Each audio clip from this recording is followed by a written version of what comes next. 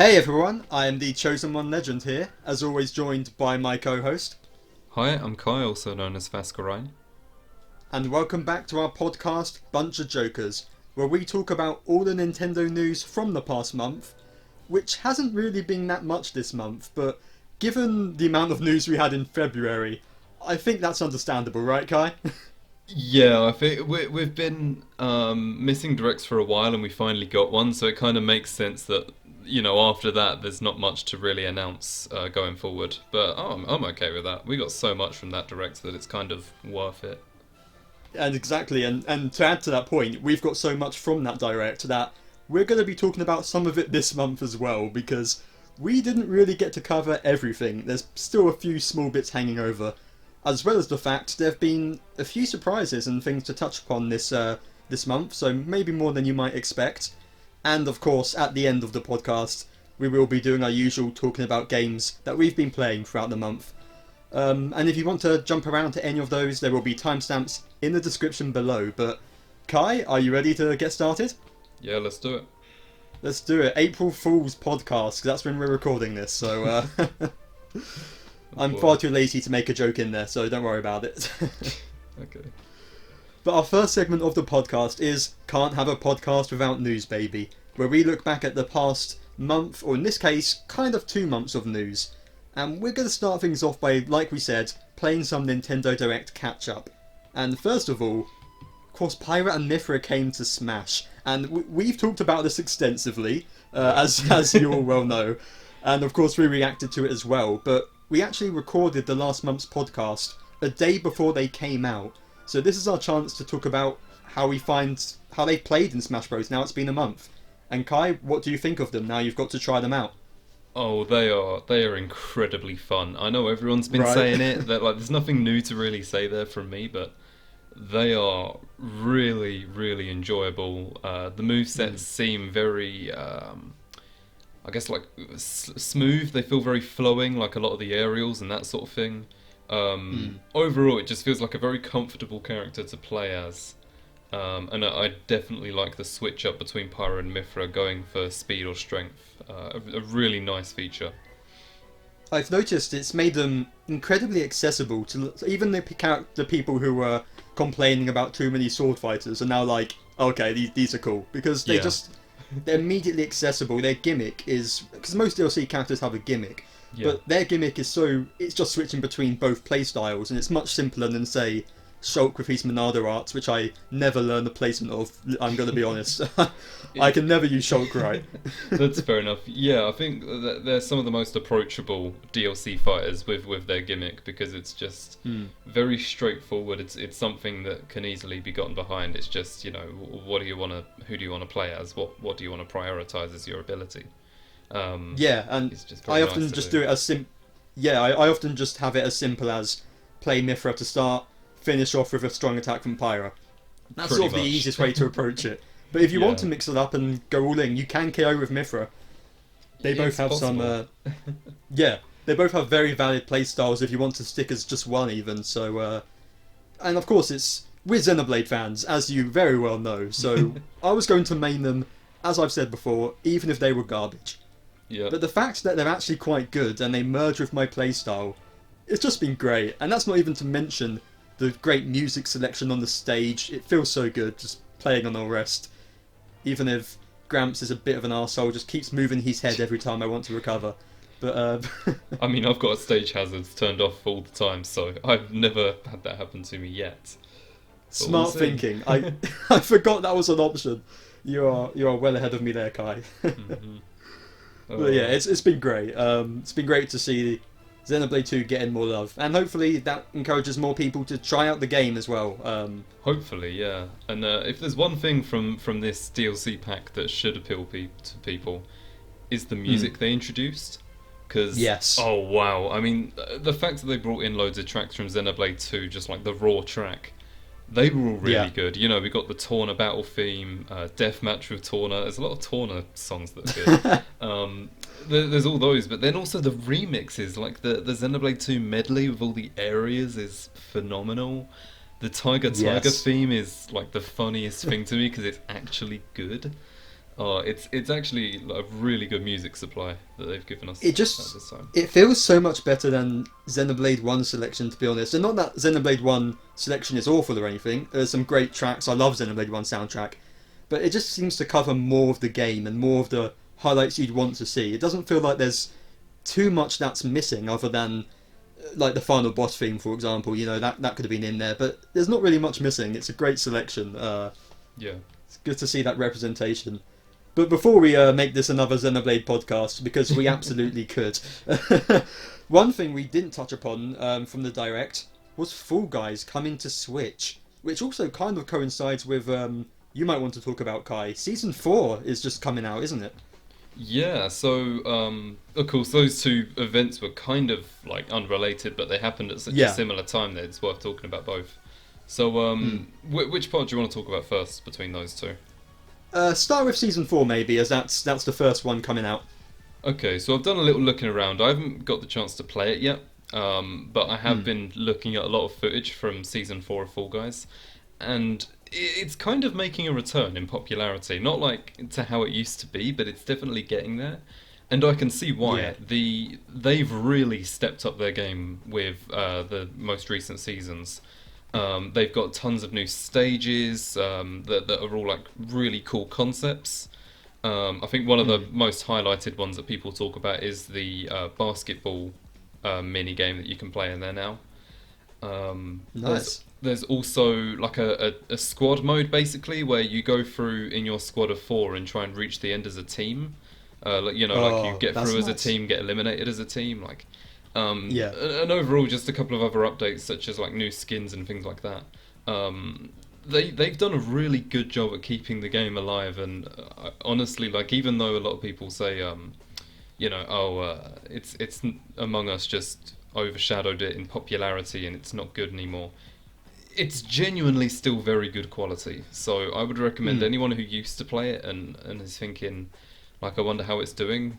I'd recommend just giving it another go because it's still really good. Yeah, I mean, people seem to have this obsession with saying a game is dead. Yeah. Oh, because Among Us is more popular, Fall Guys is dead. No, it is not nowhere close to dead. I mean, like John Cartwright from Nintendo Life, he did a video a few months back playing Nintendo 3DS games, and they were still going. Their online communities were still going for some obscure ones. So if they're still going, Fall Guys is absolutely not dead. So. Yeah, it's done a really good job at trying to stay alive and keeping things active. So kudos to them for that. Yeah, and the Switch release hopefully will give that a boost. It's a bit of a shame it's coming summer, so it wasn't immediately afterwards. We've got a bit of a wait, but that is a good way to bring in more audience. I think it was always.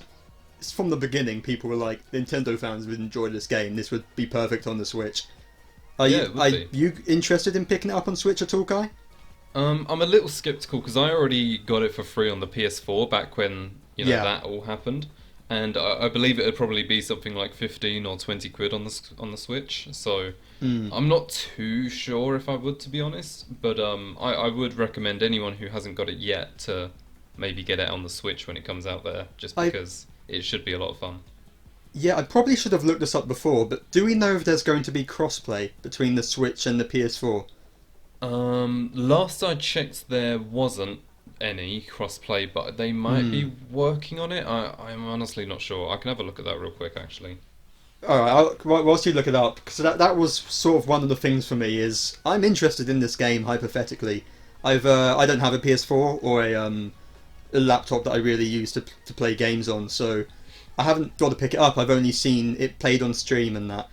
But if I can't play with friends, that's the only way I'm going to play this game. Like on a stream or in the Discord chat with some buddies and having a laugh about it. That's the best way to play this kind of game. Yeah, it definitely shines the brightest when you can do it with other people. Yeah. Yeah, and I mean, you never know. There's always the possibility. I believe, wasn't it recently, there was some sort of deal made or some ownership with Epic Games, wasn't there? Yeah, I believe Epic Games bought it, yeah. And I believe was it them who made Rocket League free to play? Yes, they do like making their games free to play. It could happen here, yeah. Yeah, that's one thing that could happen. Maybe even to coincide with the Switch launch. And whilst I'm not one for free to play games usually, I think if any kind of game suits it, it's Fall Guys, because that's the kind of game that works with that. Anyone can play it. If you want to pay for accessories and costumes, you can. So I would be cool with that, and that's probably the most likely way I am to play it, to be honest. Yeah, I'm reading here that in an interview in January, they said that they're planning on putting crossplay in the future, but it's not quite there yet. So I guess it's good to keep an eye out on seeing like if they update that, see what's going on. Because you know, if they do allow crossplay, then I feel like it's going to be a really big hit on the Switch. It should be a lot of fun. Absolutely, that will give it some life again. So hopefully, we'll keep an eye on the news, and we'll of course we'll talk about it here if they hopefully announce it coming or a release date. Because I think it's just summer we know at the moment. Mm-hmm. But moving on to the final thing from the Direct that we want to cover that we sort of missed last month. And that is that Hyrule Warriors Age of Calamity is getting an expansion pass. We did sort of look at it in the reaction video, but they showed it on screen for like 5 seconds and moved on. So let's give it a proper look now. I've got it up here. Oh, I should have it up here.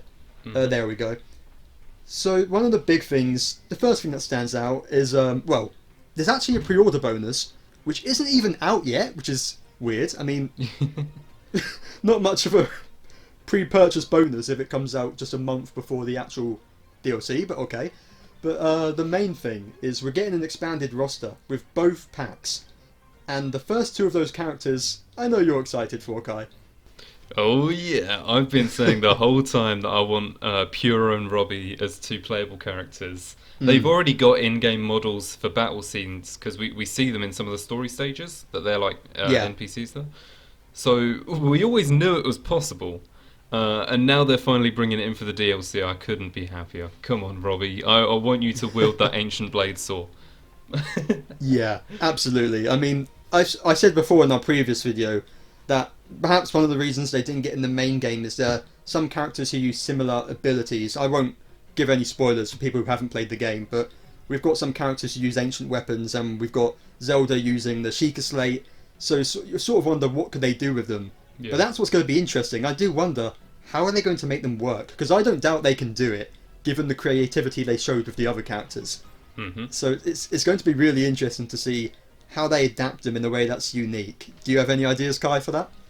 A couple. So for Robbie, like, of course, he's one of my favourite characters from the whole Breath of the Wild saga. And I guess all the things that you can buy from his ancient tech lab would always be a big part of his moveset. So you've got, like, because he sells lots of exclusive ancient weapons like the blade saw I mentioned. No one else in the game wields the ancient bow, to my knowledge. And there's a couple of other like bits as well, like there's ancient armor and ancient arrows, all that sort of thing. So I feel like his whole moveset is going to revolve around using that kind of ancient technology and maybe some new stuff brought in for Age of Calamity. Of course, we already know that Age of Calamity's brought in like loads of new innovative stuff that takes what was in Breath of the Wild and kind of just makes it cooler and more grand. So I feel like they can really like shine with Robbie more than any other character in that respect. Yeah, I could see that happening. And I think there's, of course, we don't know how many characters exactly, but I'd imagine it's going to be more than those two. Do you think we could get... I mean, I think the most likely bet is the villains, Astor and Suga. Yes, because they already have movesets in the game.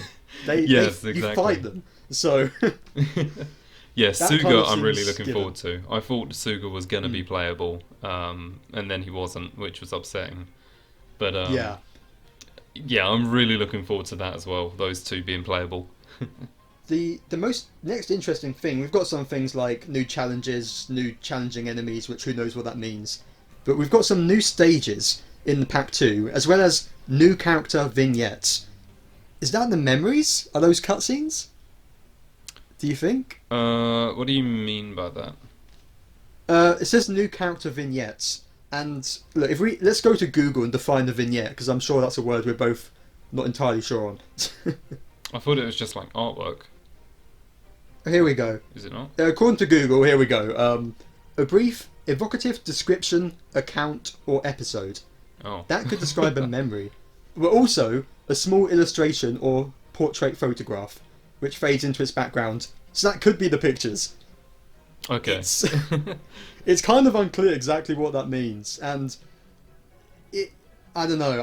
My immediate thought was the photos, but if they're giving us new stages as well, could this be like, if let's assume that Robbie and Pyra are the characters in Pack 1, if Astor and Suga are added in Pack 2, maybe we get a sort of some kind of new story content from their perspective, so some new stages and a few new cutscenes, perhaps. That would be. But then again, you'd think they'd say new story content though, wouldn't you? So, yeah, honestly, I feel like they would. So basically, despite the fact we're reading into it, we still know absolutely nothing. So I guess the main thing to speculate about all this is, would there be any new people in the roster outside of the 4 we've mentioned, and what might the new stages be? Those are probably the main 2 things to look forward to. Well, if we're talking new characters and we want to pick from Breath of the Wild, Cass is kind of the obvious one that's missing. Yes, Cass would be a really cool one as like a bard type character. Or even, maybe not Cass necessarily, unless they do more like I know where you're thinking. I know what you're thinking. Say it for me. Go for it.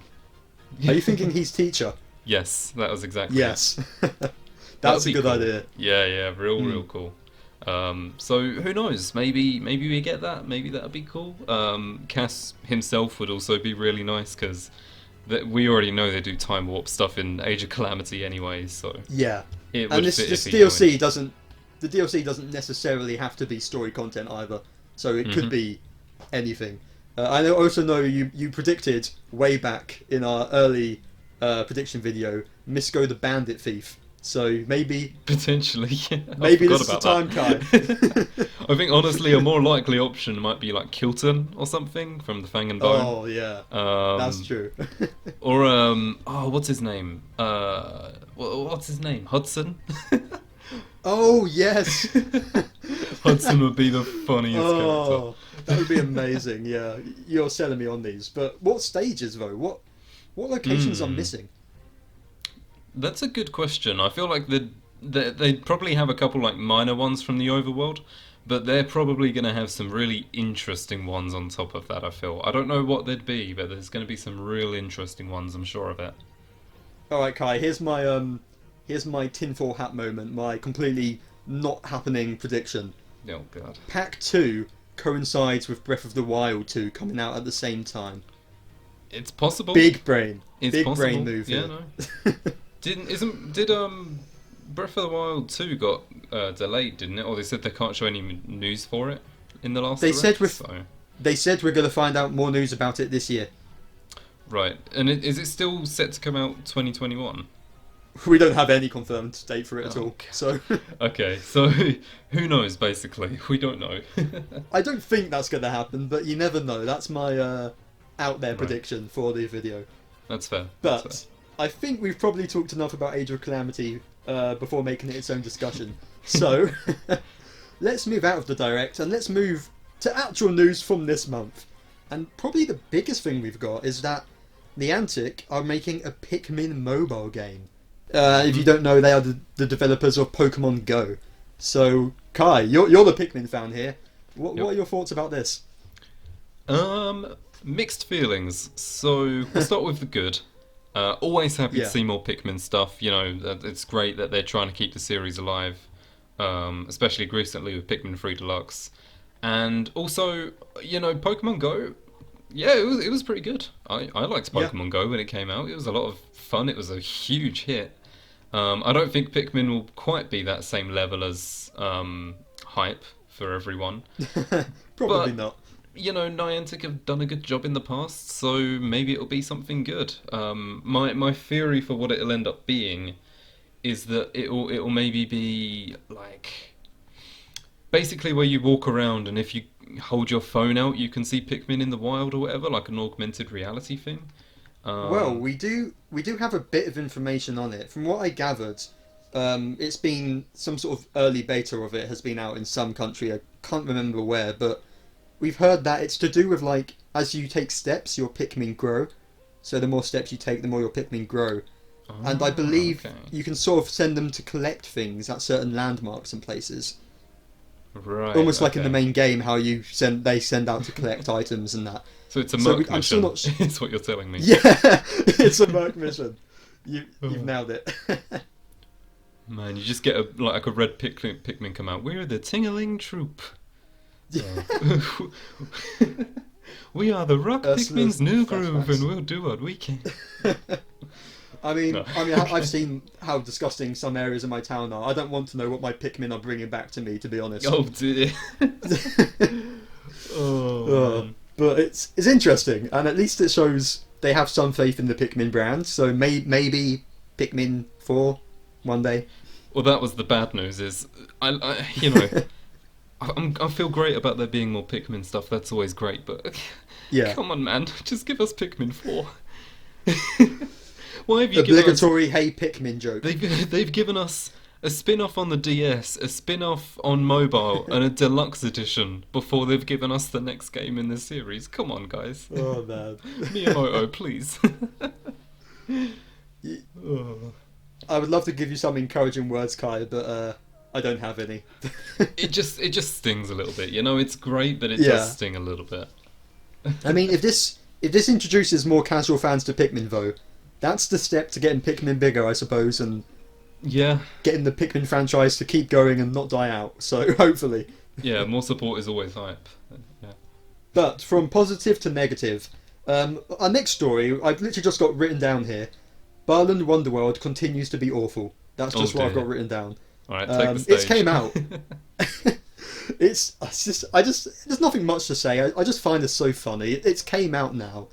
It causes seizures. Apparently, the final boss. It's not good. Yeah, they patched it apparently, but why was it there in the first place? The reviews are awful. There were no reviews for a start actually, because they just didn't give copies to reviewers. They knew. They knew that it was bad. What a mess. I mean, I remember back in the it must have been our September video or something. They announced it, and I was talking about it. I was like, "This looks interesting." No. Yeah, I've seen a bit of gameplay recently, and it just I don't know. It just seems very unfinished. It seems very uninspired.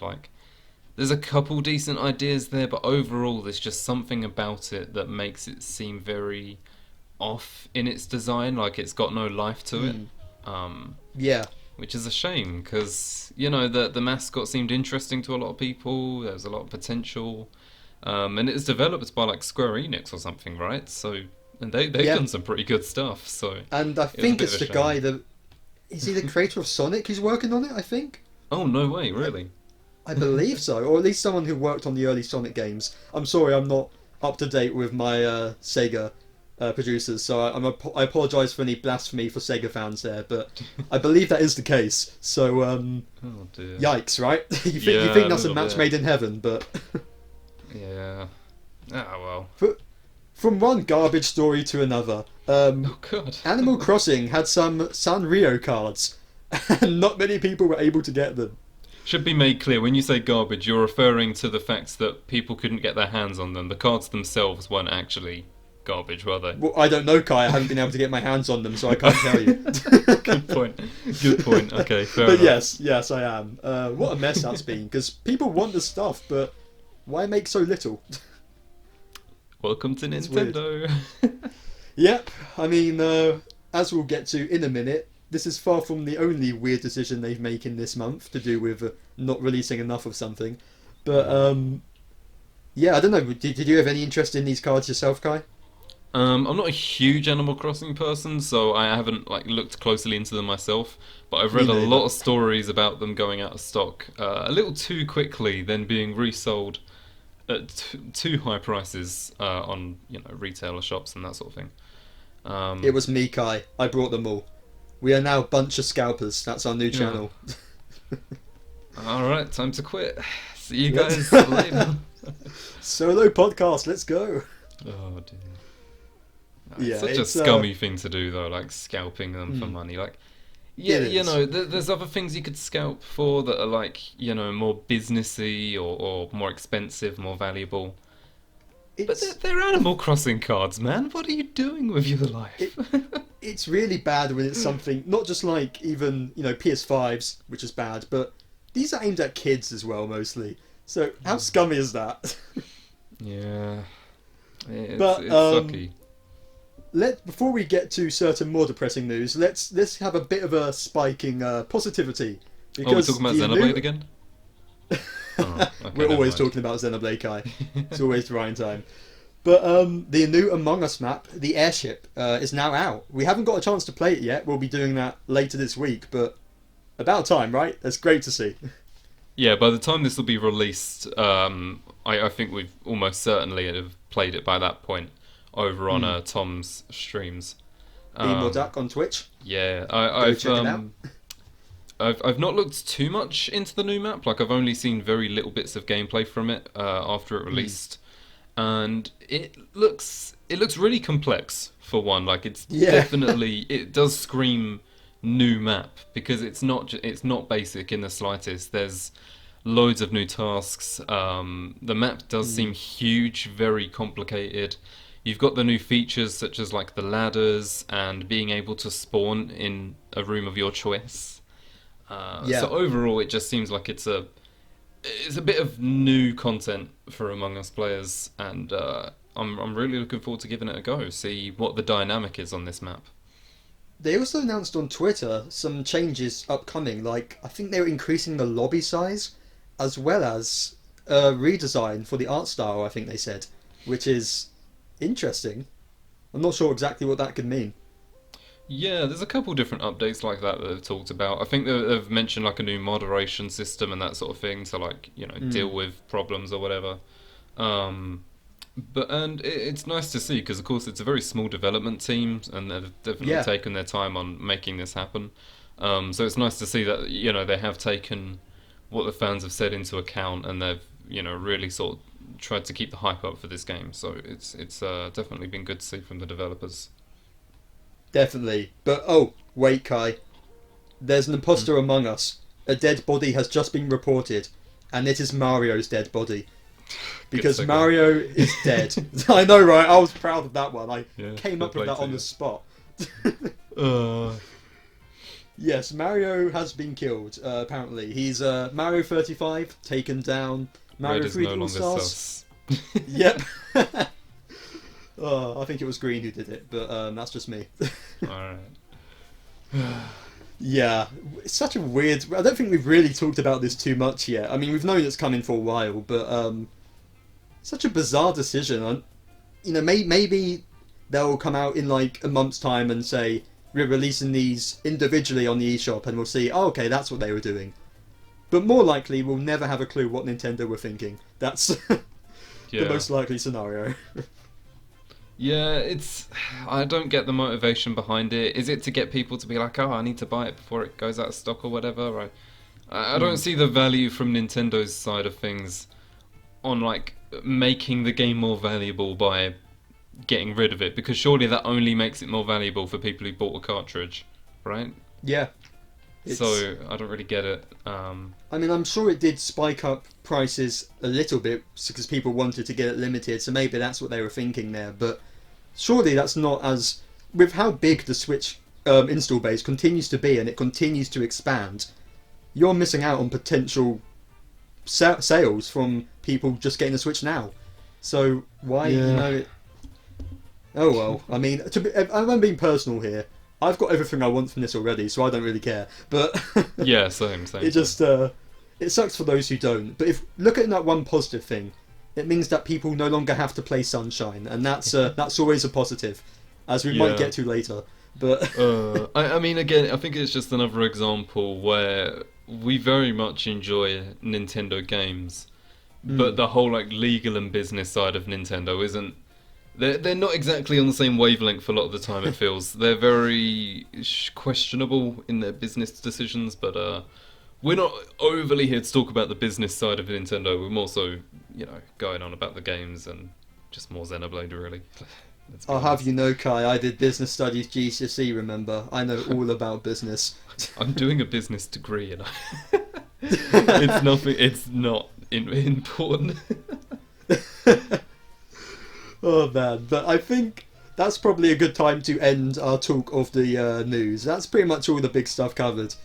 But let's move on to our next segment of the podcast then, Games Time, baby, which is where we talk about games that we've been playing over the past month. And before we get started, Kai, how many games do you have to talk about? I think just one, to be honest. Okay, well I've got 3, so... Well, you can go first then. I'll tell you what, I'll do 2 smaller ones first, then we'll do you, then I'll end on my bigger one. So Alright, sounds good. Schedule, innit? But quickly to start with, I finally finished Final Fantasy VII, which I've been playing over the past few months. And yeah, it was a good ending, it's been a great fun time. Enjoyed it a lot more than I expected to, and I'm so hyped to get to play Remake whenever I get a PS5. I will say, and I've talked a bit about the past months, how it was surprisingly fair at the start, and I was concerned that might change towards the end. Yeah, it did change. There was some bullcrap right at the end, I'm telling you. It's oh yeah. The final area, there is one save point, and that includes the whole final area and the final boss with its 3 stages and another boss. There's one save point, and you choose where to place it. It's a gamble. So you choose where to place it? Yeah, so you can place it earlier on, but if you're struggling, you might think, okay, I need to place it now before I die and lose everything, because it being an old game, when you die you lose everything. Mm-hmm. But if you place it earlier on, then that means you have to make it all the way to the end and beat the final boss in its multiple stages.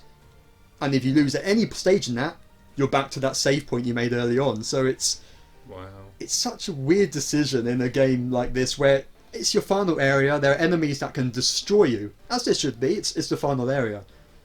But I'll admit, I used God mode. This was the straw that broke me. I was about to die and lose all my progress, and I was like, screw it, God mode. I've been enjoying this game, but I am ready to move on and not spend a week here. So yeah, thankfully the port has those features to counteract some of the old school hot garbage. But yeah, using that, I still enjoy the ending. But I should mention, my game actually crashed during the final boss. When I nearly killed it. Now, because I could use the cheats, like the ×3 speed and the God mode, it only took me 10 minutes to get back. It wasn't a big deal. Right. But had I got there the legitimate way and worked my butt to get there, and then it crashed, I don't think I would ever touch this game again. In fact, I don't think I would touch a Final Fantasy game again. The series would have been dead to me. So, thank goodness for God mode, is all I'm saying here. But Alright. not to sour the experience. It was good fun overall, and I expected to be using God mode the entire game. The fact I only used it the final third is much better than I expected. So good stuff. Still good stuff. But another thing I got to try out was I bought this earlier and only just got around to playing it. The Three Houses expansion pass. Specifically nice. the Ashen Wolves house. Now, Kai, have you got to play Shadows, this yet? I'm not sure, actually. The name of the DLC? Kai? No. I've not got around to playing it at all. I know like bits about it. I know who the characters are and the bosses and that sort of thing, but not too much outside of that, no. Well, I can honestly say I heartily recommend it, because it's really good. Fire Emblem, it's just so fun, and especially coming back from playing the Triangle Strategy demo, which I know you're going to be playing tonight on your stream, Kai, when we're recording this. But although I enjoyed that, just Fire Emblem is so much more easily accessible and intuitive. The systems just are so smooth and fluid in a way that, although Triangle Strategy was enjoyable in its own right and its own merits, it's just Fire Emblem just hits you straight away in a way which strategy really doesn't. And that just sort of went straight to show going back to the DLC and playing it. It was just, really fun. The missions were interesting. They mixed things up a bit from the main game with some different kind of missions, such as one where you're, without spoilers, you're running away from enemies the entire fight, which you didn't really get to see in the main game. Yeah, interesting. Well, at least not in any of the routes I did. There are 2 routes I haven't done yet, but 3 routes I haven't done yet. But yeah, it makes a really interesting gameplay dynamic when they mix things up a little bit. The characters and story are really fun. The story's maybe a little bit rushed in some places, but there's some good lore in there, and it adds some interesting depth. So I would definitely recommend picking it up if you haven't. Maybe doing it on stream even or something. It's a lot of fun. Okay, I've heard it's difficult. I've heard it's more difficult than the main game. Is that true? Yes, yeah, it is. Definitely more difficult. I mean, I never really had a point where I struggled too much because you still got the rewind feature that I can't remember what it's called. But that's... Right. I definitely used that much more than I did in the main game. But if you're familiar enough with the main game and you're playing on normal difficulty, which is what I always do because I'm a coward, you shouldn't be too bad. Okay, sounds good. Yeah, I'll I do want to get around to that eventually. I just haven't really thought about doing it yet necessarily, but no, it should be fun. I've played 3 of the 4 routes in Free Houses already. I've gone through Claude's, Dimitri's, and the church route. So I guess I've just got to do the final one, and before I do the final one, I'll probably get the DLC to do that alongside it, and it should be good. Yeah. Yeah, I haven't yet got to try out. The expansion pass adds some stuff for the main game as well, I'm aware. I haven't got to try that out yet, but I know there's a sauna, so who knows what that means. I'm not sure I want to know. But Fire Emblem, right? That is Fire Emblem in a nutshell. Oh man. But what have you been playing, Kai? I mean, I know what you've been playing, but tell the audience. You know the Sonic R song, Can You Feel the Sunshine? Does it brighten up your day? It did not. Let me I wish I didn't feel the sunshine. No, okay, so Super Mario Sunshine, as part of 3D All-Stars, yeah. Last week, I 100%ed it on stream. I completed the entire game for everyone to see. And should I start with the good or the bad? Let's start with the good, because the bad is the fun part. Okay.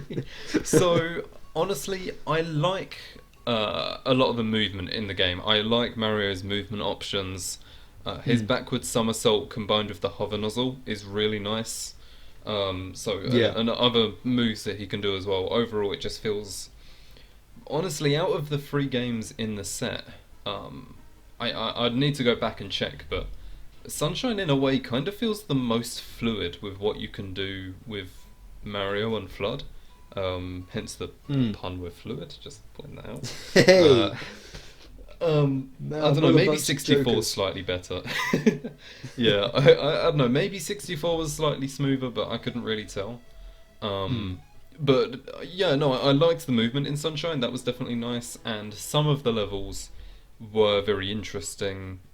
Some of the bits in the soundtrack were quite nice too, especially like, Io Delfino is of course iconic. So yeah, there were definitely like aspects of the game I definitely enjoyed.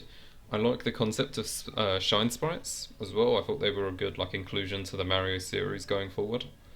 Good to see Bowser Jr. getting more attention. That's always a thing that. I mean, that was his debut game, wasn't it? It was, yeah.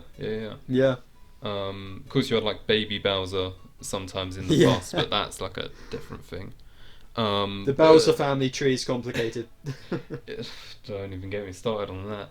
But no, there are definitely parts of the game that were features that were nice, and overall, like I genuinely enjoyed playing it. It was a good time. On the other side, there were some other parts to the game that were somewhat frustrating. They add to the difficulty in a way where it's like rather than making the game difficult by adding... how do I put this? Basically, rather than adding challenge through like things that test your skill, they add things that test how much you have... they test your patience rather than your skill. Let me just put it that way. That's the only They're hot garbage is the best way to put it. Yeah, a lot of the levels, a lot of the mechanics, and a lot of the physics in the game are all very rushed. Now, I understand that development was rushed for the game, and it's not new, so I'm not going to like bash it for saying, oh, this is a terrible game nowadays, because I'm sure back in 2002 it was an absolute banger, and the bugs weren't a problem at all, like Skyrim is said to be by some. But there were definitely... There was a lot of jank. There was a lot of jank in the game that just... didn't feel great. and did really like dampen things.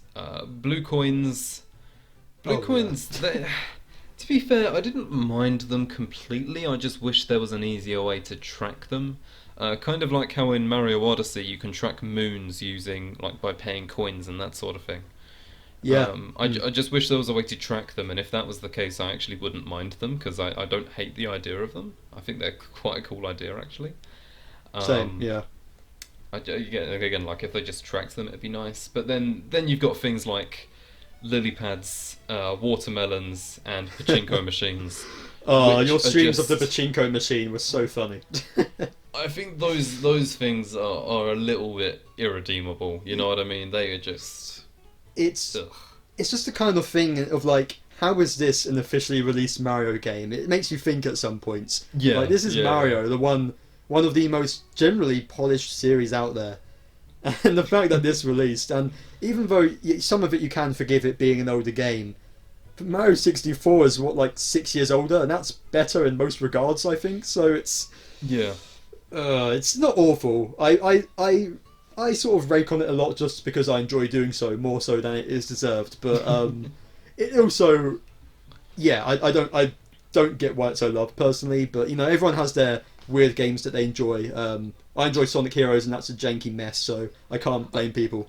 I think it's most likely just like a nostalgia thing for people. As I say, at the time, I'm sure it was one of the best 3D platformers out there. I don't doubt that for a second, because even though it may not be amazing nowadays, I don't doubt that back then it was amazing. So that's probably the main factor in that. And I remember back in, what was it, like September or October, you were talking about Sunshine, and I was thinking, man, Matt's like really sort of ragging on this game. Like, but I've heard everyone I've like heard prior to this has said like it's a really great game and one of the best 3D platformers. I wonder what's happened to make Matt hate this game so much. Is it really that bad? Like, I was confused. Then I played it. Yeah, you were right. You were 100% right. Oh my god. Oh, yeah. It's an experience, and I'm still glad I got to play it. I'm glad after watching it on Let's Plays and that so many years, I had fun with it overall. There are some, like you said, there are some fun moments where the game shines, where the movement works in its favour. But for every moment like that, there's about 3 moments that are like, what were they thinking? But Oh, it's funny though. It is funny. It is. It's a perfect game to stream, so it worked in that way. I think you probably got more enjoyment from it doing it that way than you might have single player. So yeah, it provides a lot of entertainment value in its jank. That's the thing, is that it's so unpredictable a lot of the time that's what makes it fun. Exactly. But I guess I'll move on to my final game to talk about. I've been playing a lot this month, and that is Hades, which I brought back in January, and I finally got around to playing. Now, this isn't a game that really interested me at first, but it was getting so much praise and adoration, the likes of which I hadn't really seen for an indie game since Celeste. And, I picked up Celeste based on the praise and loved that. So I thought, why not? Let's give it a shot. And yeah, I can see why they love it. It's damn good. It is really good. I mean, it's basically top-down, fast-paced action, fighting hordes of enemies. And the combat is just so smooth. No matter what weapon you're using, you've got your basic sword, you've got a sort of gun weapon, you've got one that's basically Captain America's shield, and you can throw it around, rebound it off enemies. That's fine.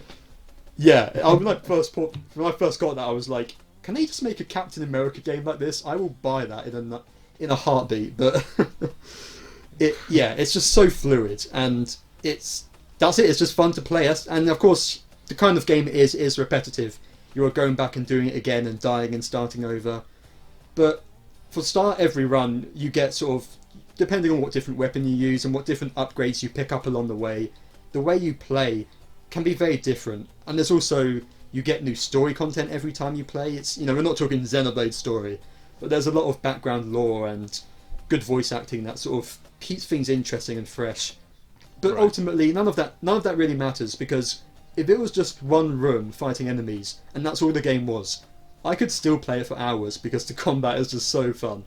So it surprised me. If you're ever on the fence about this, I would recommend picking it up. I I've got to the final boss and died, and that's the last time I played. So I'm sort of treating it as a sort of a background game. I like playing it in handheld in the evenings, so every now and then I can go back to it, and eventually one of these days I'll beat it. But it may take a while, but it sort of feels that sort of part-time game you can have in the background of like a big JRPG.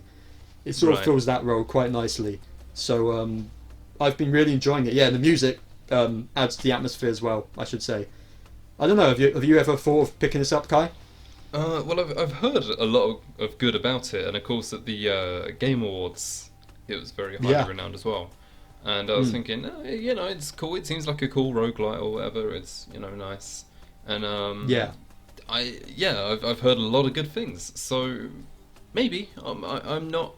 The roguelites genre is something I don't feel like I've delved into enough, because it's a sort of thing I feel like I could do if I wanted to. Like, I'd probably enjoy it. I just haven't got many games in that genre. Same. So if there's a game to get me into it more often, then I feel like Hades is the one to do it. So I'm not too sure, but I might get it in the future. Yeah. Another thing that sort of pulled me in and got me to try it out. I'm just a sucker for Greek mythology. I used to read the Percy Jackson books. That's literally where I get any of my mythology knowledge from. It's just Percy Jackson. That's it. But oh man. But yeah, so it's very interesting, and it's a fun game. Definitely would recommend trying it out. I've sort of been. I mentioned this a bit last month. I'm on a bit of a low in gaming. I think I've burnt myself out a little bit. So I've sort of taken sort of this month to sort of chill a bit and not play so many games. And I've got a bit more of a chill game going, which I'll talk about next month, I'm sure. But so let's. After playing things like Final Fantasy VII, big JRPG, Three Houses, tactical JRPG, Hades, which is just enemies pouring at you and killing you repeatedly. Chill games are sometimes needed. Yeah, always good to wind down with certain games like that. Always a good choice. Exactly. But have you got anything else you want to mention, Kai? Any last thoughts here? I don't think so. I guess. Well then, that brings us to the end of the podcast. So we'll, of course, a big thank you to you, Kai, for being my co-host as always for nearly a year. It's been good. It's been good. And actually, we forgot to do this last time, but you're streaming again. So where can people find you at? Back streaming at twitch.tv/Fascarine. Links will be in the description and all that sort of thing. I'm streaming on Thursdays at 7 till 10 British time, as well as every other Saturday at the same time. So, feel free to come and watch or whatever. At the moment, I'm playing Triangle Strategy. Well, by the time this video comes out, I probably won't be playing it anymore. But I'm going to be doing a mix of like multiplayer games that you can join in on, all that sort of thing. So feel free to come watch. Yep, go check it out. You can always find me harassing Kai in the comments there, so it's good fun. But and of course, a big thanks to Sam, our graphic designer, who works on the logo, the thumbnails, and has been doing so for a long time now. Needs a break. He won't get one, but he needs one. No, I'm kidding. But and of course, a thank you to you, audience, for watching this. We appreciate all support, so thank you for checking us out. And you can continue to watch us here on BunchaJokahs. We have monthly podcasts, discussions and reactions to new news, as well as our ongoing gameplay series of Trine. And the audio version of discussions and podcasts can be found on Spotify and other podcasting sites as well, if you want to give us a look there. But until next time, thank you for watching, and we will see you in the next video. Goodbye. Bye.